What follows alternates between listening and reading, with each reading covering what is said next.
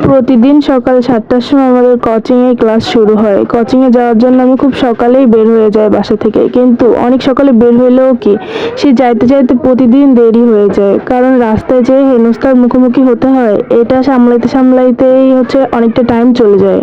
তাই প্রতিদিনই কোচিংয়ে যাওয়ার সময় আমি আধা ঘন্টা আগে বাসা থেকে বেরোই, তাও যেতে যেতে অনেক দেরি হয়ে যায়। কোচিং কিন্তু আমার 10 মিনিটের পথ না, কিন্তু গাড়ি ঘোড়া আর রাস্তাঘাটের যে অবস্থা, এটা পার হয়ে যাইতে যাইতে অনেকটা টাইম চলে যায়। অটোরিকশার জন্য প্রতিদিনই প্রায় 20 থেকে 25 মিনিট লেট হয়ে যায় ওই সকাল 6:30টার সময়। মাওলাবাড়ি মোড় থেকে পিটিআর মোড় আসছি আমি, প্রায় 25 মিনিট সময় লাগছে খালি গাড়ির জন্য অপেক্ষা করতে করতে। আধা ঘন্টা পরে দেখি কিছু কিছু মানুষ বাইরে দেখা যাচ্ছে, গাড়ি দেখা যাচ্ছে, কিন্তু প্রতিদিন এত গাড়ি দেখা যায় না। পিটিআর মোড় নেমে আরও আমার কোচিংয়ে হেঁটে যেতে গেলে আরও 5 মিনিট সময় লাগে।